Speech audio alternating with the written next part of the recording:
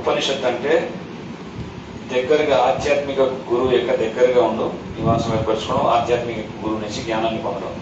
అలాగే భగవంతుడు దగ్గరయ్యేటటువంటి మార్గాన్ని ఉపనిషత్తులు మనకు సూచిస్తున్నాయి. అంటే ఆధ్యాత్మికంగా ప్రగతి చెందడానికి కావాల్సినటువంటి జ్ఞానం అంతా కూడా ఉపనిషత్తుల్లో ఉన్నాయి. ఎన్ని ఉపనిషత్తులు ఉన్నాయి చెప్పండి? Very good, very good. 108 ఉపనిషత్తులు ఉన్నాయి. సో అందులో మనకి 108 ఉపనిషత్తుల్లో మనకి ముఖ్యంగా 11 ఉపనిషత్తులు ఉన్నాయి. ఎన్ని ఉన్నాయి? 11. ఆ 11 ఉపనిషత్తుల పేరు చెప్తాను, ఒకసారి నోట్ చేసుకోండి పేరు. ఈశోపనిషత్తు అనండి కనీసం. ఈశోపనిషత్తు గట్టిగా, కేనోపనిషత్తు గట్టిగా, కథోపనిషత్తు, ప్రసన్నోపనిషత్తు, మండోపనిషత్తు, తైత్రేయోపనిషత్తు, ఐత్రేయోపనిషత్తు, ఛాందోగ్యోపనిషత్తు, బృహద్ అరణ్యక, శ్వేతాస్వత్రోపనిషత్తు.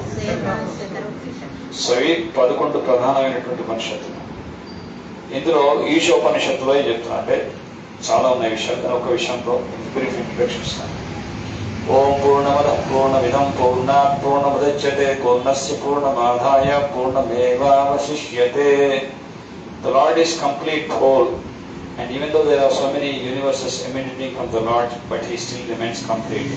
అంటే భగవంతుడు పూర్ణ పురుషోత్తముడు. ఆయనలోంచి ఎంతో కోటి బ్రహ్మాండాలన్నీ కూడా ఉద్భవించినప్పటికీ కూడా ఆయన ఇంకా పూర్ణ పురుషోత్తం కూడా ఉంటాడు. ఆయన చేమి తగ్గదు. సరే, సముద్రం నుంచి ఒక నీటి బిందువు తీసుకుంటే సముద్రానికి ఏమైనా తగ్గిపోయిందా? అది ఎప్పుడు కూడా సంపూర్ణంగానే ఉంటుంది. అందుకే పూర్ణ పురుషోత్తముడు భగవంతుడు అనే ఒక శ్లోకంతో భగవంతుడి యొక్క తత్వాన్ని మనకి బోధిస్తున్నారు ఈశోపనిషత్తులో.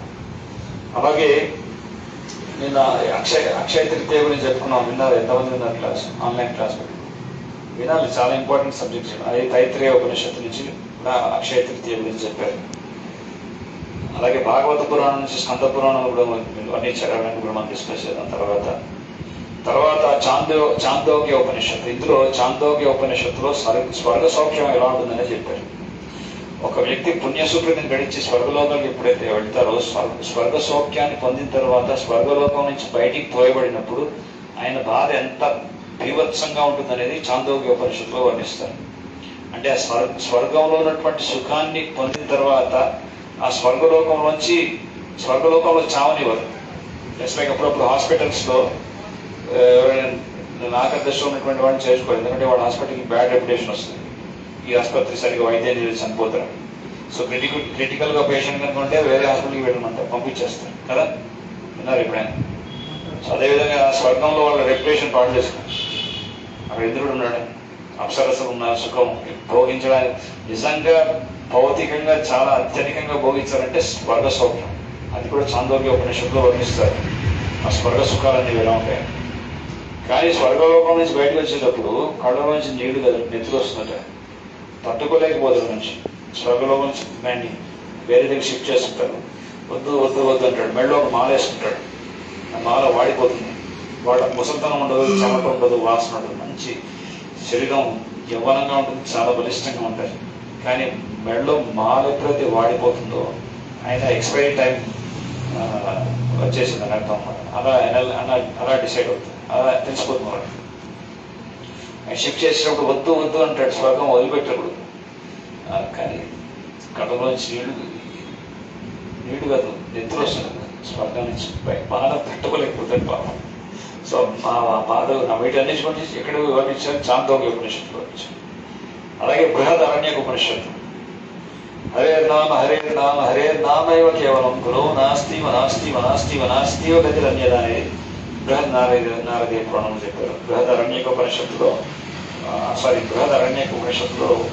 వానప్రస్థం గురించి ఉండొచ్చు. తర్వాత శ్వేతాస్పత్ర ఉపనిషత్తులో ఏం చెప్తున్నారు? ఆ పరమ సత్యాన్ని తెలుసుకోవడానికి 3 విషయాలు ఉంటాయి.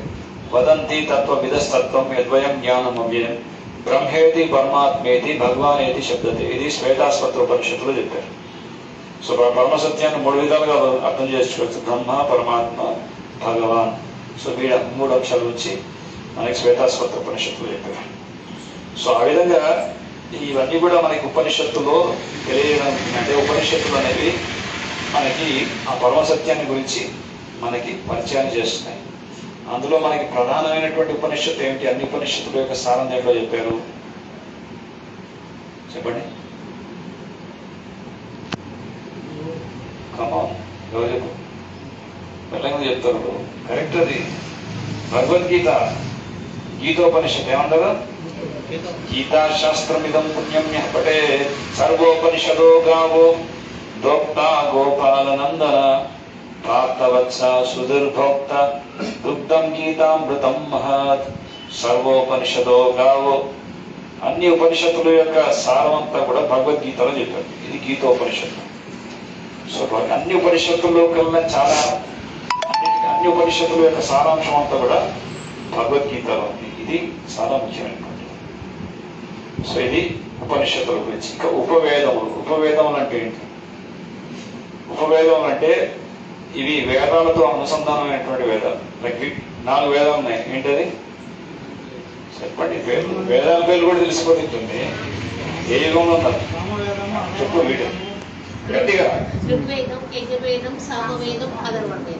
మాతాజీ చెప్తున్నాను. మిగతా అన్ని నోట్లో ఉంటాయి. మన సాంప్రదాయం మనం మర్చిపోతుంది. అందుకే అందరికీ పెట్టుకుంటున్నాను. సో వెరీ ఇంపార్టెంట్ 4 వేదాలు. ఈ వేదాలన్నీ కూడా వీటిలో ఉపవేదాలు అంటే ఈ బ్రాంచెస్ అన్నమాట, శాఖోపశాఖలు ఉన్నాయి. అవి 18 శాఖలు ఉన్నాయి. ఈ వేద వృక్షానికి 4 వేదాలకి 18 శాఖలు ఉన్నాయి. సో అందులో ఈ 4 వేదాల్లో మళ్ళీ అంటే సబ్సైడరీ పోర్షన్స్ అంటే ఈ శిక్ష అంటే శిక్షణ అంటే ప్రేయర్స్ని ఎలా రిసైడ్ చేయాలి, ఇదే శిక్షణ. మనకి ప్రాచీనమైనటువంటి కొన్ని గాత్రలు ఉన్నాయి, టోన్స్ ఏవైతే ఉన్నాయో.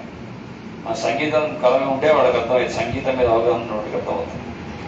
అలాగే కల్ప, వ్యాకరణ, నిరుక్తి, ఛందస్, జ్యోతిష్, మీమాంస, ఇవన్నీ కూడా ఇవన్నీ కూడా ఇక్కడ వస్తే ఇవన్నీ ఈ సబ్జెక్ట్ అంతా ఎక్కడ వస్తుంది? ఉపవేదాల కింద వస్తుంది. అదేవిధంగా ధనుర్విద్య, ఇందాక చెప్పుకున్నాం. అస్త్ర శస్త్రములు, అస్త్రములు అంటే దివ్యాస్త్రములు. సో వాటి గురించి పరిచయాన్ని, శస్త్రముల గురించి పరిచయాన్ని అంతా ధనుర్విద్యలో వస్తుంది. అలాగే గంధర్వ విద్య, గంధర్వ విద్య అంటే గానం, గంధర్వ గానం. అలాగే మిలిటరీ ఆర్మ్స్, యుద్ధకళ గురించి, అర్థశాస్త్రం, ఇవన్నీ కూడా ఇవన్నీ బృహస్పతి నుంచి వస్తున్నాయి. ఇవన్నీ ఉపవేదాల్లో ఉన్నాయి. సో ఇక వేదాంత సూత్రములు. వేదాంత సూత్రములు అంటే ఏంటంటే, సూత్రములు అంటే codes. Just like for example ఒక పెద్ద విషయాన్ని ఒక చిన్న సెంటెన్స్లో ఫార్మేషన్లో చెప్పాలంటే అప్పుడప్పుడు కొన్ని కోడ్స్ ఉంటాయి. బిజినెస్ కోడ్స్ అంటాం, మిలిటరీ కోడ్స్ అంటాం. ఈ ఒక చిన్న కోడ్ వల్ల మనకి మొత్తం సబ్జెక్ట్ అంతా అర్థమవుతుంది. ఇలాగే కోడ్స్, సీక్రెట్ కోడ్స్ ఉంటాయి, తెలుసు కదా. ఎక్కువగా వీళ్ళు మాట్లాడుతుంటారు, వీళ్ళు జాసూస్ వాడుతుంటారు. జాసూసి ఒక చిన్న కోడ్ ఉంటుందంటే చిన్న స్లిప్ మీద పెట్టి రాసిస్తారు. దానివల్ల మొత్తం ఇన్ఫర్మేషన్ ఉంటుంది. అంతగా మొత్తం దాన్ని విస్తారంగా చెప్పవలసిన ఒక చిన్న సూత్రం. సో వీటినే కోడ్స్ అంటారు. సో వేదాంత సూత్రం అంటే ఈ ఎలాబరేట్ సబ్జెక్ట్ ఏదైతుందో గురువు గారు విద్యార్థులకు అర్థమవడానికి సరళమైనటువంటి భాషలో ఒక చిన్న ఒక వాక్యం చెప్తారు. ఒక పెద్ద విషయాన్ని సంక్షిప్తంగా వర్ణించడం, దీనే సూత్రాలు ఉంటారు. సో ఇందులో బ్రహ్మసూత్రాలు ఉన్నాయి, శారీరక వ్యాస వేదాంత సూత్రాలు ఉన్నాయి, ఉత్తర మీమాంస, బాదరాయణ సూత్రాలు ఉన్నాయి. అంటే వ్యాసదేవుడు, బాదరాయణుడు ఒకటి. వ్యాసదేవుల్ని వారిని బాదరాయణ అంటారు, వ్యాసదేవుడు అనే బాదరాయణ అంటారు. అలాగే స్మృతులు ఉన్నాయి.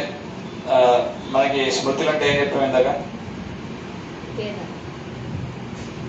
అది శృతి. ఎప్పుడైతే శృతిని శ్రద్ధగా విని దాన్ని మననం చేసుకుంటూ కలిగినటువంటి సాక్షాత్కారంతో రచించినటువంటి సాహిత్యాన్ని ఏమంటారు? స్మృతి శాస్త్రం అంటారు. ఇది బాగా అర్థమైంది మీకు ఈ సబ్జెక్ట్ అంటే చెప్తాం. అర్థమైంది. శృతి అంటే వేదాన్ని అర్థం చేసుకున్న తర్వాత సాక్షాత్కారం కలిగినటువంటి ఋషులు రచించినటువంటి శాస్త్రాన్ని ఏమంటారు? స్మృతి అంటారు. అంటే సాక్షాత్కారం ఎలా వస్తుంది? చెప్పినటువంటి విషయాన్ని మళ్ళీ కంటెంప్లేటింగ్ అంటే మననం చేయడం వల్ల సాక్షాత్కారం అనేది ఏర్పడుతుంది. ఈ చెవులో విని చెవులో వదిలేసాం అనుకోండి, సాక్షాత్కారం రాదు. ఈ చెవులో నుంచి విని తర్వాత హృదయంలో దింపుకోవాలి, అప్పుడు సాక్షాత్కారం వస్తుంది. సో దాన్నే మననం అంటారు, మననం. సో ఆ విధంగా మనకి స్మృతి శాస్త్రాలు ఏవైతే ఉన్నాయో వాటిని మహాభారతం అంటారు. మహాభారతంలో ఎన్ని శ్లోకాలు ఉన్నాయి? అది భూలోకం ఉంటుంది, కానీ మహాభారతం యుద్ధలోకాల్లో కూడా ఉంది. అంటే ఒక రకంగా చెప్పాలంటే మహాభారతంలో 1,10,000 శ్లోకాలు ఉన్నాయి మొత్తం సంపూర్ణ మహాభారతం. అలాగే రామాయణంలో ఎన్ని ఉన్నాయి? 24,000. Very good. తర్వాత భగవద్గీత ఎన్ని శ్లోకాలు ఉన్నాయి? మీరే చెప్పండి. చెప్పండి. 7,000 ఉన్నాయా? 700. ఓకే. సో ఇది గీత, భగవద్గీత. సో ఇవన్నీ స్మృతి శాస్త్రం. భగవద్గీత ప్రత్యేకత ఏంటో తెలుసా? భగవద్గీత స్మృతి మరియు స్మృతి రెండు శాస్త్రాల కింద వస్తుంది. ఎందుకంటే భగవంతుడు పలికినటువంటిది, అలాగే మహాభారతం వంటిది కాబట్టి శృతి స్మృతి రెండు పరిధిలోకి వస్తుంది భగవద్గీత, గీతోపనిషత్తు. ఇక పురాణాలు ఎన్ని ఉన్నాయి? Very good. అష్టాదశ పురాణాలు 18 ఉన్నాయి. అందులో కూడా తామసిక, రాజసిక, సాత్విక పురాణాలు ఉన్నాయి. అయితే నాతో చెప్పండి. లింగ, స్కంద, అగ్ని, మత్స్య, కూర్మ.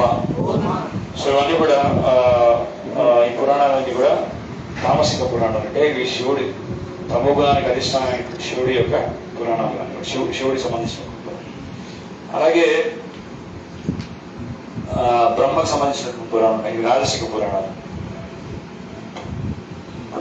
బ్రహ్మానద, బ్రహ్మవైవర్త, మార్కండేయ, భవిష్య, వామన పురాణం. సో ఇవన్నీ కూడా బ్రహ్మకు సంబంధించినటువంటి, ఇవన్నీ కూడా రాజసిక పురాణాలు. ఇక సాత్విక పురాణాలు ఉన్నాయి, అది విష్ణువుకు సంబంధించినటువంటి. సో నారద, మీరు పైన విన్నారా? నారద పాంచారాత్ర. రేపు 22వ తేదీన నరసింహ చతుర్దశి ఉత్సవం జరుపుతాం.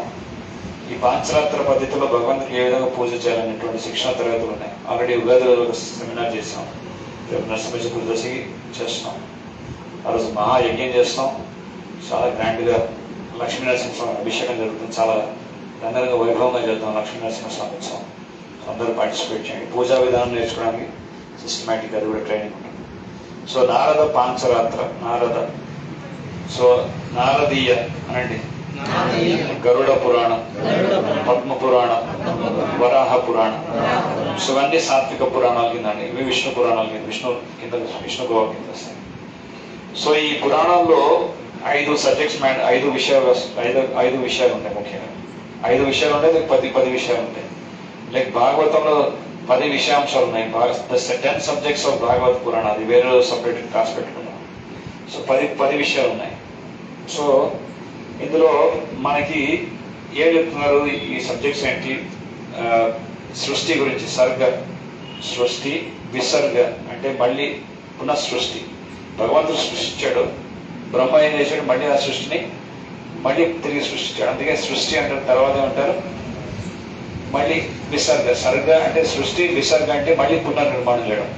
అది బ్రహ్మ చేసినటువంటి. సో ఆ విషయం గురించి, తర్వాత అక్కడ ఉన్నటువంటి గొప్ప గొప్ప భక్తుల యొక్క జియానాలజీ అంటే వాళ్ళ యొక్క వంశావళి గురించి. మనకి శ్రీరామచంద్రుడు ఏ వంశంలో? సూర్యవంశంలో ఇక్ష్వాకు మహారాజు. ఆ విధంగా వాళ్ళ వంశావళి గురించి వర్ణిస్తారు కదా దశరథ మహారాజు. సో ఆ ఫ్యామిలీ లీనియేజ్ గురించి, తర్వాత పితృదేవతల గురించి, అలాగే ఉపదేవతలు ఉన్నారు వారి గురించి, అలాగే మన్వంతరు. ప్రతి ఒక్క బ్రహ్మ యొక్క ఒక రోజున 14 మనువులు ఉంటారు. సో ఇప్పుడు స్వయంభవ మను, ఇప్పుడున్నటువంటి మనువు పేరు వైవస్వత మను. ఇప్పుడున్న మనువు పేరు ఏంటి? వైవస్వత మను. ఆ 14 మనువులు ఇప్పుడున్నటువంటి మనువు 7వ వాడు ఇప్పుడు మన ప్రస్తుత సమయంలో. సో ఒక్కొక్క మన్వంతరంలో ఒక్కొక్క మనువు ఉంటాడు. సో ఆ మన్వంతరాల గురించి అలాగే అలాగే సూర్యవంశీయుల గురించి, చంద్రవంశీయుల గురించి,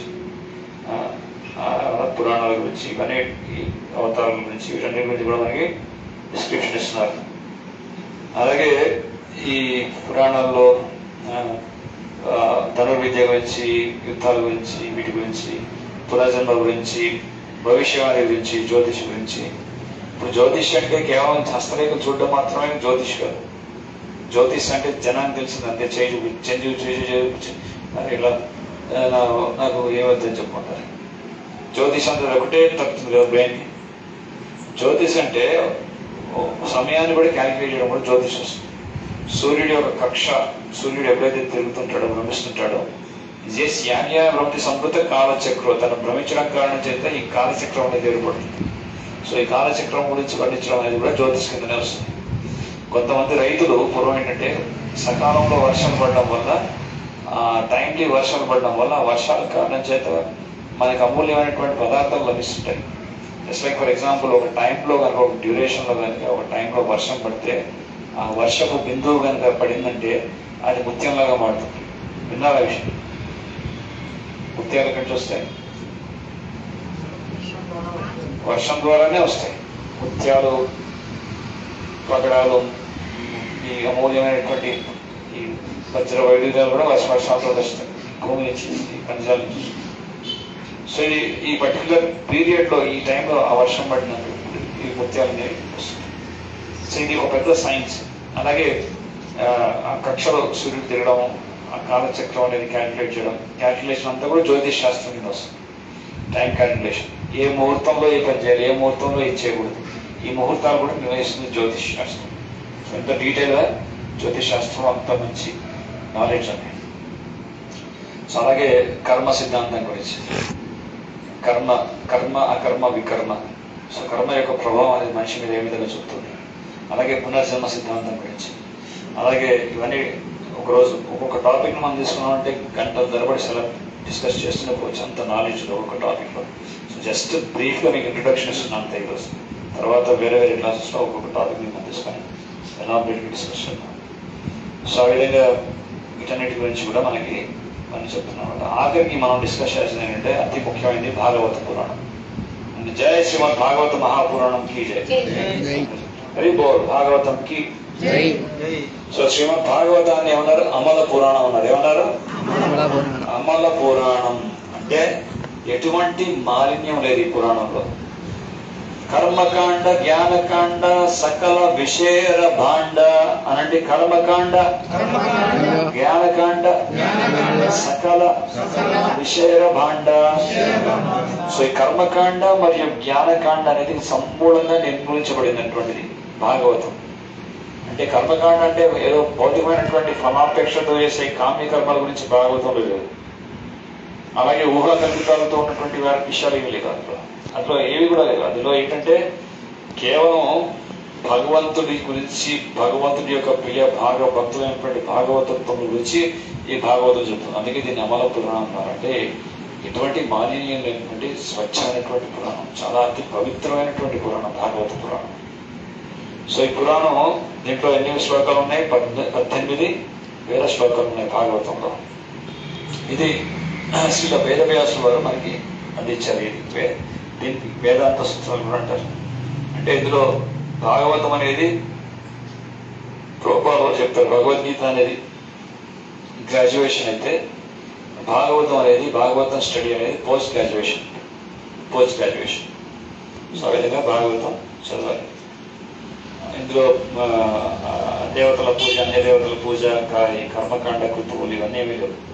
ఇందులో కేవలం భగవత్ తత్వాన్ని గురించి, భగవత్ సందేశాన్ని, భగవత్ ప్రేమను పొందేటటువంటి మార్గాన్ని భాగవతం సూచిస్తుంది. అందుకే భాగవతం అమల పురాణం. ఇప్పటికీ కాలం చాలా ఎక్కువైపోయింది. సో ఇక్కడ నేను ముగిస్తాను. ఈరోజు చర్చించినటువంటి అంశాలు ఎవరికైనా ప్రశ్నలు ఉన్నాయా? ఓకే.